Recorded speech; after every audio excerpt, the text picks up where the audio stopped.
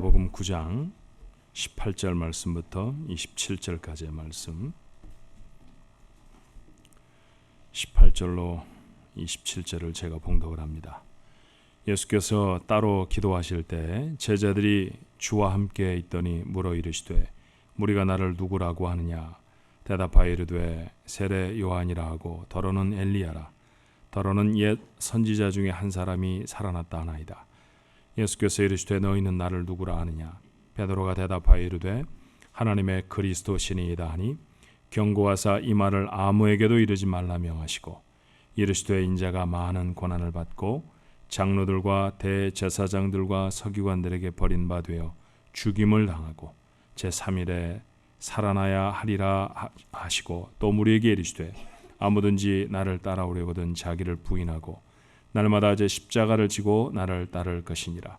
누구든지 제 목숨을 구원하고자 하면 잃을 것이요 누구든지 나를 위하여 제 목숨을 잃으면 구원하리라. 사람이 만일 온 천하를 얻고도 자기를 잃든지 빼앗기든지 하면 무엇이 유익하리요? 누구든지 나와 내 말을 부끄러워하면 인자도 자기와 아버지와 거룩한 천사들의 영광으로 올 때에 그 사람을 부끄러워하리라. 내가 참으로 너희에게 이르노니 여기 서 있는 사람 중에 죽기 전에 하나님의 나라를 볼 자들도 있느니라. 아멘. 아침 저녁으로 날씨가 좀 쌀쌀해졌습니다. 그렇죠? 가을이 된 것 같아요. 어렸을 때부터 가을이 되면 한 번쯤은 들었던 이야기를 혹시 기억하십니까? 벼는 익을수록 고개를 숙인다. 그런 말 아시죠? 벼가 익으면 고개를 숙인다. 이런 말도 있습니다. 사람은 읽을수록 고개를 숙인다. 그런 말도 있어요. 좋은 책을 많이 읽는 그런 계절이면 좋겠다 하는 생각을 하는데 많이 분주하시죠? 그렇죠? 자, 많이 읽고 많이 익은 사람처럼 고개를 푹 숙여서 옆에 분들하고 한번 인사하십시다. 안녕하셨습니까? 잘 지내세요? 고개를 푹 숙이셨어요. 오늘도 하나님의 말씀, 성경을 통해서 하나님의 마음을 읽게 되는, 그래서 인생의 참된 의미들을 채우는 복된 시간이 되시기를 주님의 이름으로 축원합니다. 누가는 의사지요. 그리고 역사가이기도 합니다. 그래서 복음서를 기록한 마태, 마가, 누가, 요한 이 네 명의 사람 중에 누가의 기록에 가장 디테일이 살아있어요. 가장 많은 역사적인 사료들을 넣어 놓았기 때문에 네 복음서 중에 가장 긴 분량의 성경이 바로 이 누가복음이기도 합니다. 그런데 정말 이상한 것은 오병이어의 기적이 일어난 다음에, 그러니까 보리떡 5덩이, 물고기 2마리로 남자만 5,000명, 그러니까 남자만 있었을 리가 없으니까 여자나 어린아이, 연세가 드신 분들까지 다 합해보면 한 2만여 명 되어지는 사람들일 것이라고 추정을 하는데, 그 많은 사람들을 그 아예 도시락 하나로 먹인 사건, 그걸 우리는 오병이어의 사건 그렇게 부르죠. 그 오병이어의 사건 후에 누가는 참 많은 사건을 스킵해요. 많은 사건을 그냥 지나쳐 버립니다. 자, 떡을 먹은 사람들이 예수를 왕으로 세우려고 했던 사건도 누가복음에는 기록되어 있지 않습니다. 또 주님이 잠깐 두로와 시돈 지방에 가셨는데 스로보니게 여인이라고 되어 있는 페니키아 출신의 이방인 여인, 귀신 들린 딸을 데리고 있었죠. 그 딸을 고쳐주신 사건도 다른 복음서는 굉장히 비중 있게 다루는 데 비해서 누가복음은 기록하고 있지 않습니다. 그리고 다시 한번 4,000명을 먹이신 기록도 마태나 마가는 기록하고 있는 반면에 누가는 침묵합니다. 그리고는 서둘러서 본문 가이사라 빌립보 지역을 지나시면서 예수님과 제자들 사이에 일어났던 일을 적고 있죠. 그렇다고 하면 누가에게 있어서 이 본문은 그만큼 중요한 의미를 갖는 본문이다라는 얘기죠. 누가복음을 반으로 나누면 1장에서부터 9장까지의 말씀이고 또 나머지 10장에서 그 나머지 부분을 말할 수 있어요. 자, 그것은 예수님의 생애를 중심에 나누는 것이라고 언젠가 말씀을 드렸었죠. 예수님은 크게 두 곳에서 사역을 하셨는데 하나는 태어나신 곳을 중심한 갈릴리에서 사역이었고 이게 한 2년 반 정도 시간이 걸린 것 같아요. 그 다음에 예루살렘을 중심한 유대에서의 사역을 한 6개월 정도 하셨습니다. 누가는 이제 10장에서부터는 예수님이 유대에 가셔서 하실 사역들에 대해서 기록하게 되어집니다. 그렇다고 하면 예수님의 생애에 있어서 2년 반여 동안 또 갈릴리에서 사역하셨던 그 모든 사역, 그것에 대한 결론의 말씀이 바로 오늘 본문의 말씀이라는 것이죠. 자, 주님은 제자들에게 물으셨습니다. 내가 누구라고 생각하느냐? 베드로가 대답하지요. 주님은 하나님이 보내신 구원을 이루실 메시아이십니다. 정확한 대답이라고 했습니다. 주님은 세상에 자기 백성을 구원하기 위해서 하나님이 보내신 분이셨습니다. 그렇지만 이 소중한 믿음의 고백은 예수님이 유대 지방으로 가셔서 생애의 마지막 사역을 하실 때까지 세상에는 알려지지 않아야 했죠. 그래서 주님은 제자들에게 이렇게 명령하십니다. 오늘 누가복음 9장에 기록하고 있는 21절의 말씀, 경고하사 이 말을 아무에게도 이르지 말라 명하시고, 정답은 정답인데 아직은 감추어둬야 한다. 아직은 너희와 나 사이에만 알아야 하는 비밀의 말이다 라고 주님 말씀하시죠. 주님과 제자들 사이에 나누어졌던 구원에 대한 비밀의 말씀이었습니다. 그것을 몇 주 전쯤에 여러분과 함께 말씀을 할 때 구원의 비밀 첫 번째 시간이라고 했죠. 그 구원의 첫 번째 비밀은 무엇입니까? 예수님이 세상에 오셔서 이루실 일은 구원을 이루실 메시아라고 하는 사실이었습니다. 자, 그리고 이어서 두 번째 비밀을 주십니다. 22절 본문의 말씀이죠. 이르시되 인자가 많은 고난을 받고 장로들과 대제사장들과 서기관들에게 버림받아 죽임을 당하고 제3일에 살아나야 하리라 하시고, 자, 주님이 구원을 이루시려고 세상에 오셨다고 하셨는데 그 구원을 이루시는 방법이 무엇이냐 하면 죽으시는 것이었어요. 자, 오늘 본문은 기록하고 있지 않지만 그 죽음의 방법도 강도들이나 달아서 죽이는 십자가에서 돌아가시는 것이었습니다. 누가가 기록한 최초의 주님의 고난에 대한 기록입니다. 그 이전까지는 주님이 고난을 받으셔야 할 것이라는 기록이 전혀 없죠. 이 기록이 처음입니다. 그렇다고 하면 제자들 어쩌면 처음 이런 말씀을 들었을지 몰라요. 그들의 감정은 어땠을까요? 당황스러웠던 것 같습니다. 자, 여러분 생각해 보십시오. 만약 누군가가 어떤 사람을, 그 사람을 억압하고 있는 세력으로부터 구원한다고 하면 힘이 있어야 합니다. 싸워서 이겨야 하니까 말이죠. 만약 그 반대로 죽는다고 하면 지는 것이죠. 죽음으로 누군가를 구원한다라는 말은 이해할 수가 없는 말입니다. 도리어 조롱을 받을 말이 되어집니다. 이것을 주님도 잘 아셨습니다. 그래서 이렇게 덧붙이시기도 하셨죠. 본문 26절의 말씀입니다. 누구든지 나와 내 말을 부끄러워하면, 이 말이 의미하는 바가 뭐예요? 이렇게 가르치고 이렇게 말하면 사람들이 부끄러워할 사람도 있을 것이다 라는 얘기죠. 인자도 자기와 아버지와 거룩한 천사들의 영광으로 올 때 그 사람을 부끄러워하리라. 그러니까 부끄러워하지 않아야 하는 말씀이지만, 그러나 이 말씀은 사람들에게 왜 그렇게 하시지? 정말 주님이 그렇게 하셔야 했나? 라고 생각할 만한 말이다 라는 얘기예요. 자, 한번 제자들의 입장이 돼서 생각해 보십시다. 이제까지 어떤 일이 있었습니까? 2만 명이나 되는 사람들은 아이의 도시락 하나로 배불리 먹었습니다. 이 기적을 경험한 사람들은 주님을 왕으로 삼겠다고 했고요. 당시에 많은 사람들을 사로잡고 있었던 귀신은 도대체 보통 능력으로는 감당이 되지 않는 가공할 능력의 사람들이었습니다. 그렇지만 주님에게는 그 귀신들이 꼼짝도 하지 못하는 것도 보았습니다. 풍랑조차도 주님 앞에 순종할 수밖에 없었죠. 자, 이와 같이 주님은 아무도 갖지 못한 능력의 소유자였습니다. 이런 주님이 자기 백성 구원하시겠다고 하면 그것 당연히 가능할 것입니다. 그래서 아무런 이견이 없이 주님은 우리를 구원할 메시아이십니다. 그렇게 제자들이 고백했었죠. 그런 제자들에게 맞다, 내가 힘이 있다, 그러니 너희들을 다 구원할 것이다, 이렇게 말씀하시는 것이 아니라 전혀 예상치 않은 말씀을 하셨다는 것입니다. 버림을 받고 죽임을 당하시겠다는 것이었죠. 그것이 주님이 자기 백성을 구원하시는 방법이라는 것입니다. 주님이 버림바 되어지고 결국은 죽임을 당할 것이라는 말씀, 아마도 제대로 이해한 제자들은 없었던 것처럼 보입니다. 사실 주님은 다시 살아나실 것이라고 하는 부활에 대한 약속도 하셨죠. 그렇죠. 22절의 말씀에 보니 제3일에 살아나야 하리라, 이 말씀도 분명히 하셨습니다. 그런데 예수님이 부활하시기까지 이 말씀을 기억했던 제자는 한 사람도 없었습니다. 그만큼 주님이 죽으시겠다는 말씀은 제자들에게 충격적인 말씀이었어요.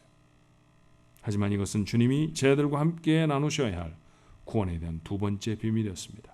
오늘 믿음을 소유하고 주님을 따르는 우리들이 반드시 우리 마음속에 가져야 할 구원에 대한 두 번째 비밀이 바로 이것입니다. 왜 주님은 죽음으로 구원을 이루셔야 했을까요? 투사처럼 장군처럼 싸워서 승리하면 안 되시는 일이었기 때문입니까? 우리는 주님이 죽으셔서 우리를 구원하셨다고 늘 이야기는 하지만 왜 그러셔야 했는지도 분명히 이해하고 있는 사람일까요? 주님의 죽으심은 십자가에서 이루어졌습니다. 그래서 주님의 죽으심 십자가, 이것은 뗄래야 뗄 수 없는 일입니다. 바울은 고린도 교회 주님의 죽으심의 의미를 십자가를 사용해 이렇게 선언하죠. 고린도전서 1장 18절에 십자가의 도가 멸망하는 자들에게 미련한 것이요 구원을 받는 우리에게는 하나님의 능력이라. 사람들이 생각할 때 그러니 실패다, 이젠 다 끝났다라고 보여질 그 죽음의 사건을 통해서 하나님은 능력을 선포하신다라는 얘기입니다. 주님의 죽으심이 능력이 된다는 건 도대체 무슨 뜻일까요?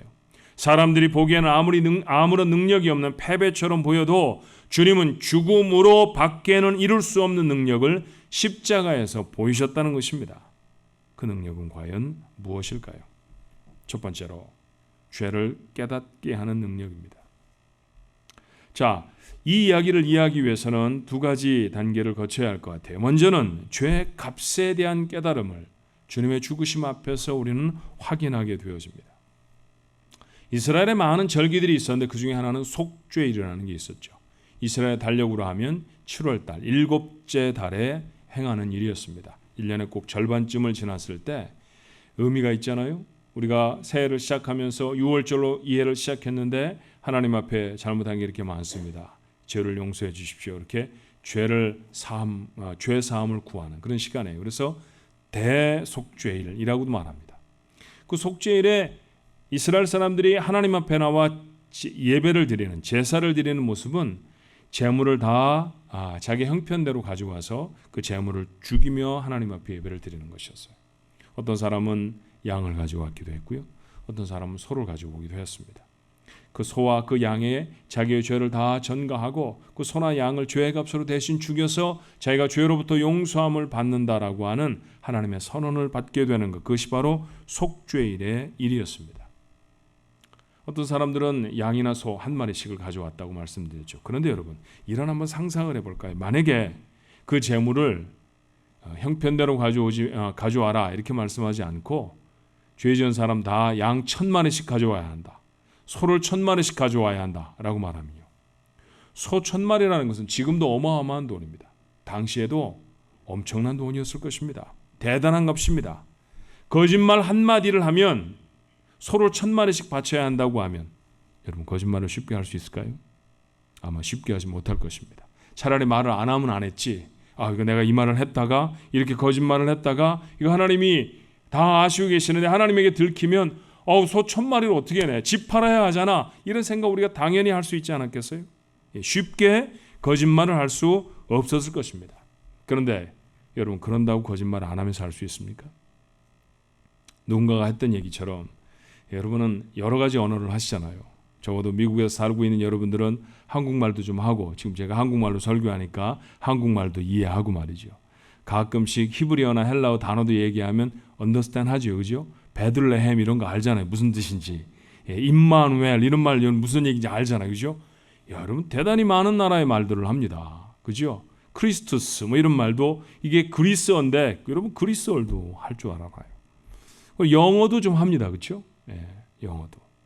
그런데 여러분이 가장 잘하는 말은 뭘까요? 여러분이나 저나 가장 유치하게 하는 말은 거짓말 아닙니까?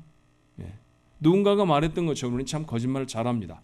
아무리 거짓말에 대한 값이 소 1000마리라 할지라도 평생을 살아가며 가장 거짓말을 전혀 안 하고 살 수는 결코 없을 것입니다. 그렇죠? 이번에 드리는 제사는 전에 드리던 제사와는 좀 달라요. 도무지 죄에서부터 자유스러울 수 없는 사람들이 그 어마어마한 값어치를 하나님 앞에 드려야 한다고 하면 그것이 얼마나 부담스럽고 얼마나 힘들었을지 우리가 가히 짐작이 되어지는데, 이번에 드려지는 제사는 소 1,000마리, 양 1,000마리 이런 것과는 비교가 되지 않을 제사였습니다. 그 제물이 하나님의 하나밖에 없는 아들입니다. 이 세상에 존재하는 수많은 것들이 있지만 하나님이 다 지으신 것이지만 그것들 중에 자기의 아들보다도 소중한 것은 없잖아요. 그렇죠? 여러분도 그렇지 않습니까? 여러분이 만드신 음식보다는 여러분의 자녀가 훨씬 더 중요하죠. 아무리 내가 맛깔스럽게 음식을 만들었다 할지라도 내가 만들어낸 음식보다 내 아이가 훨씬 소중합니다. 그렇죠? 내가 이 세상에서 만들어낼 수 어떤 일보다도 내게 2, 3씩 있는 자녀, 그 숫자가 딱 하나만 있는 것이 아니라 할지라도 그것과 견주어 가치를 비교할 수 있는 것은 세상에 아무것도 없습니다. 그런데 하나님에게는 하나밖에 없는 아들이었습니다. 그러니 그 하나님의 아들은 얼마나 소중한 가치일까요? 그런데 그 하나님의 아들이 죄의 값으로 죽임을 당합니다. 십자가에서 보여주셨던 주님의 사건은 바로 그것인 것이죠. 하나님의 아들, 이 세상에 그와 비교할 수 있는 어떤 가치도 없는 최고의 가치가 죄 때문에, 딱 한 가지 이유, 죄 때문에 십자가에 매달려 죽어야 했습니다. 그게 죄의 값입니다. 세상의 다른 것들로 해결할 수 없을 정도의 무거움, 그것이 바로 죄에 담겨 있다는 사실을 주님 십자가를 통해 우리에게 깨닫게 하시는 것이죠. 생각해 보십시오. 하나님께 우리를 구원할 다른 방법이 있다고 하면 그 참담함과 고통과 수치 중에 아들을 죽게 하셨겠습니까? 우리가 십자가를 바라보며 확인해야 할 첫 번째는 죄가 그처럼 참담하다는, 죄의 값이 그처럼 무겁다는 사실을 깨닫는 것입니다. 그런데 그러고 나면 두 번째 사실 우리에게 깨달아지지요. 바로 내가 그 죄를 짓고 살아온 죄인이라는 사실을 깨닫게 되어집니다. 예수를 만나고 십자가를 가슴에 담으면 예외 없이 되어지는 고백이 있죠. 자, 그 중에 한 사람이었던 바울의 표현으로 우리 그 말을 대신해 볼까요? 디모데후서 1장 15절의 말씀에 보니 미쁘다 모든 사람이 받을 만한 이 말이요 그리스도 예수께서 죄인을 구원하시려고 세상에 임하셨다 하였도다. 예, 십자가 앞에 서 있습니다. 그러고 나니 자기가 무엇이라고 고백되느냐 하면 죄인 중에 내가 괴순이라. 바울이 디모데에게 보낸 편지가 디모데서입니다. 디모데전서, 디모데후서라고 하는 성경이죠.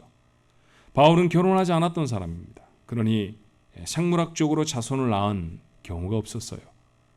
정말 사랑하는 제자들 몇을 내 아들이라고 표현했는데 그 중에 하나가 디모데였습니다. 정말 아들처럼 소중한 사람입니다. 그 아들처럼 소중한 사람에게 나는 누구다라고 보여주고 싶을 때, 표현하고 싶을 때 여러분 뭐라고 표현했으면 좋겠어요? 멋지고 좋은 모습, 능력 있고 화려한 모습 이런 거 보여주고 싶지 않았겠습니까? 그런데 그는 복음 안에서 낳았던 아들인 디모데에게 자기를 소개하며 뭐라고 말합니까? 내가 죄인 중에 괴수다. 바울이 정말 죄를 많이 짓고 살았던 사람입니까? 당시에 존재했던 그 어떤 사람들보다도 흉악한 죄를 지은 사람인가요? 그렇지 않습니다. 주님을 만나기 전에도 그의 삶은 이러했다고 성경이 기록해요. 빌립보 3장 5절부터 6절에 내가 8일 만에 할례를 받고 이스라엘 족속이요 베냐민 지파요 히브리인 중에 히브리인이요 율법으로는 바리새인이요 열심으로는 교회를 박해하고 율법에 의로는 흠이 없는 자라. 여러분 율법이라는 것은 지키기가 매우 어려운 법이었습니다. 그런데 그 율법의 어떤 것도 범하지 않았다라고 자신 있게 말합니다. 이렇게 말할 수 있는 사람은 많지 않죠. 그런데 그렇게 자신할 수 있었던 사람입니다. 이렇게 살아가던 바울이었습니다. 그런데 그도 주님을 만나고 나니 자기의 진정한 모습이 보여졌다는 것이죠. 그것은 다른 게 아니라 죄인의 모습이었습니다. 그것도 제일 못된 죄인이라는 것이에요. 여러분 다른 길은 없습니다. 이것이 깨달아져야 정말 구원의 능력을 경험하는 사람이 되는 줄로 믿습니다. 내가 구원을 받았다. 내가 죄의 능력 가운데 있다. 무엇으로요? 내가 누군가를 위해 기도하면 병이 떠나고 그런 거 아닙니다. 성경이 말하는 구원의 능력이라는 것은 자기의 죄인된 그 참담함을 정말로 깨닫는 것입니다. 예수를 믿고 놀랍게 변하는 사람도 있고 그렇지 않은 사람도 있습니다. 차이가 뭘까요? 어떤 사람에게는 복음이 영향력이 없고 어떤 사람에게는 복음이 정말 크게 영향력이 있고 그렇습니까? 그렇지 않습니다. 똑같은 복음인데 같은 복음 앞에 노출되어 있는 사람들의 반응이 변화가 다르다고 하는 것은 한 가지 이유 때문입니다. 십자가를 통해서 자신의 죄가 얼마나 무거운지 그리고 자신이 얼마나 큰 죄인지 깨달음이 있는가 없는가의 차이입니다. 그걸 깨달은 사람이 변화를 경험할 수 있죠. 18세기에 미국의 놀라운 영적 각성과 부흥이 찾아옵니다. 그 부흥을 이루었던 사람은 조나단 에드워드라고 하는 사람이죠. 그가 던진 한 편의 설교가 시작이었어요. 근데 그 제목이 무엇인지 아십니까? 진노한 하나님의 손에 붙들린 죄인들. Sinners in the hands of an angry God. 분노하신 하나님의 손에 붙잡힌 죄인들. 여러분, 이런 제목의 설교라고 하면 그 설교를 들을 때 마음이 편했겠어요? 얼마나 불편했겠습니까? 얼마나 부담스러운 설교였겠습니까? 그런데 이 부담스러운 설교가 사람을 변화시킵니다.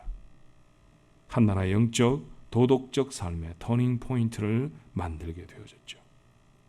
그것이 개인이든 그것이 민족이든 어떠한 경우에도 진정한 회복은 항상 죄의 자각에서부터 옵니다. 경건한 그리스도인들은 늘 눈물로 애통하며 회개합니다.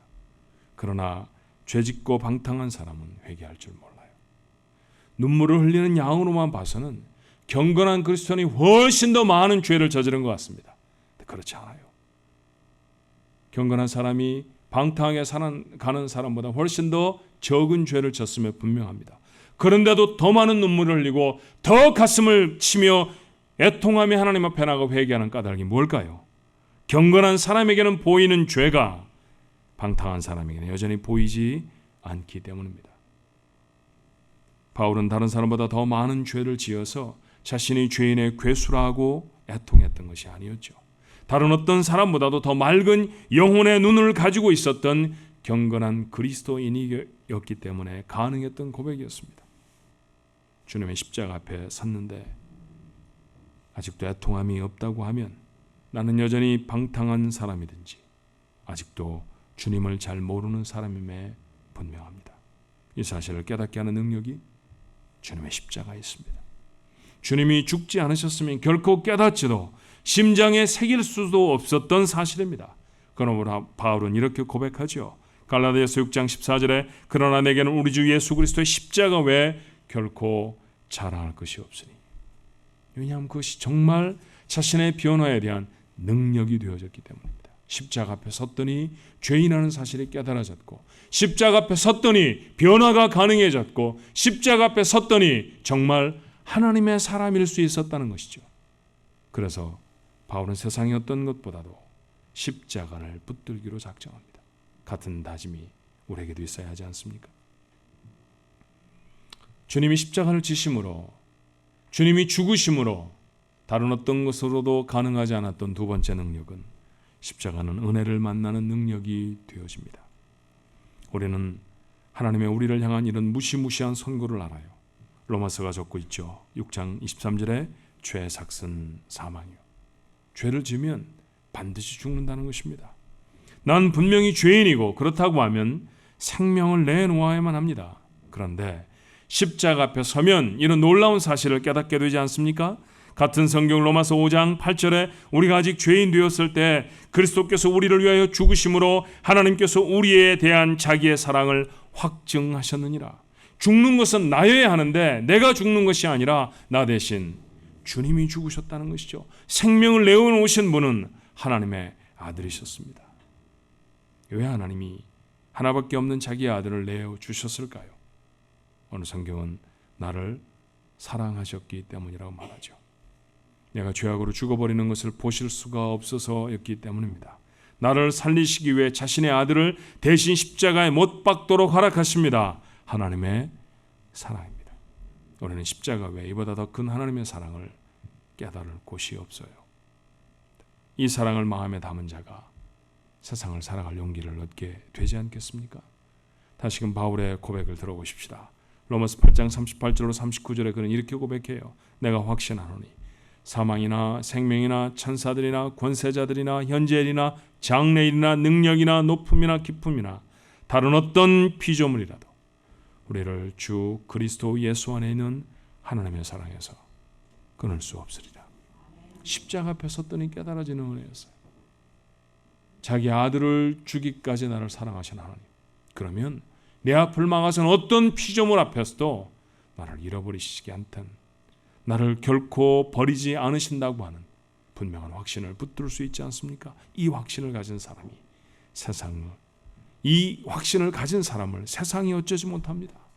아무리 불확실해도, 아무리 고난이 꼬리를 물고 일어나는 인생이라 할지라도 이 확신을 붙든 사람이 그 세상을 이기는 사람으로 살아가게 될 줄로 믿습니다.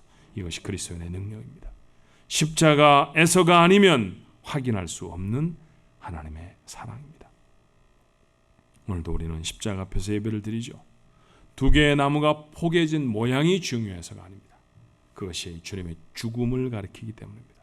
주님이 우리를 구원하시기 위해 하신 일, 다른 게 아니었죠. 우리를 위해 대신 죽으시는 것이었습니다. 그 주님의 죽음이 내게 죄인임을 깨닫는 능력이 됩니다. 그 죽음이 하나님이 나를 얼마나 사랑하시는지를 깨닫는 능력이 되는 줄로 믿습니다. 이 능력이 참담한 죄인을 경건한 그리스도인으로 바꿔냅니다. 막아서는 그 모든 도전을 돌파하는 능력의 그리스도인으로 살게 되어질 줄로 믿습니다. 십자가의 진정한 의미를 깨닫고 그 십자가를 가슴에 품은 자, 그것이 오늘 이 아침에 예배하는 여러분과 제 모습이 되기를 주님의 이름으로 축원합니다. 기도하십시다. 목에도 걸고 있고 집에도 한 구석에는 거의 예배 없이 걸려져 있는 십자가, 저희는 그 십자가의 의미를 알고 지나갈까요? 제 아들과 함께 하시던 주님이 느닷없이 물으셨습니다. 난 도대체 누구냐? 떡도 만들어 주셨고 기적도 행하고 능력도 베푸시는 주님. 그런데 그 모든 것들을 초월해 베드로가 대답합니다. 주는 구원을 이루실 그리스도이십니다. 그런데 그 구원을 어떻게 이루는지를 아느냐? 주님의 말씀이셨을 것입니다. 십자가를 지고 버림을 당하고 죽임을 당하는 것, 그것이 바로 주님이 구원을 이루시는 방법이라고 했습니다. 제 아들은 깜짝 놀랐고 베드로 앞을 가로막으며 만류하고 나섰지만 주님의 길은 바뀌어줄 수 없었습니다. 왜냐하면 십자가를 지셔야 하면 죄가 무엇인지 우리가 알기 때문입니다. 하나님의 아들이 십자가에 못 박혀 죽으셔야 하기까지 죄는 그렇게 무거운 것임을 잊지 않게 하여 주옵소서. 우리가 그 죄인이었다는 사실을 놓치지 않게 하여 주옵소서. 주님, 저희는 교만할 때가 참 많습니다. 이 정도 삶은 되지, 이만큼은 괜찮지. 우리 중에 가장 자랑거리가 많은 사람은 아마 바울이었을 것입니다. 율법에 흠이 없다고 했으니 얼마나 그는 온전하게 살아가려고 몸부림치는 사람이었겠습니까? 그러나 그는 고백합니다. 내가 죄인 중에 괴수입니다. 은혜를 받은 사람들의 고백은 이런 것이어야 하지 않습니까? 내가 누구보다 낫다가 아니라 내가 죄인 중에 가장 극렬한 죄인입니다. 하나님, 이게 눈에 보여지는 사람이 회복의 은혜를 만나게 될 줄로 믿습니다. 그래야 온전한 그리스도인으로, 경건한 그리스도인으로 살아가게 될 줄로 믿습니다. 십자가 앞에서도 여전히 메마른 눈을 가지고 있는 저희들 되어지지 않게 하여 주옵시고, 눈물을 흘리게 하옵시고, 애통하게 하시고, 하나님 앞에 자신의 죄인됨을 내려놓는 자들 되어지도록 도와주옵소서. 하오나 주님이 그 십자가를 지심으로 하나님이 우리를 얼마나 사랑하시는지를 세상에 보이셨습니다. 십자가 아니면 보여줄 수 없는 사랑을 하나님 우리가 십자가 위에서 봅니다. 그 사랑이 우리를 격려하게 하옵소서. 그 사랑이 우리를 용기 있게 하여 주옵소서. 그 사랑이 세상을 살아갈 능력이 되게 하여 주시옵소서.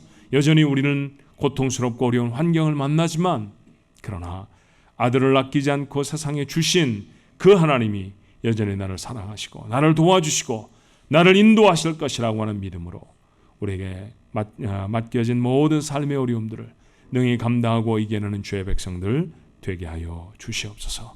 평생을 십자가를 가슴에 품고 살아가는 주님의 죽으심의 의미를 또렷하게 기억하는 살아있는 그리스도인들이 되도록 저희를 도와주시옵소서. 예수님 이름으로 간절히 기도하옵나이다. 아멘.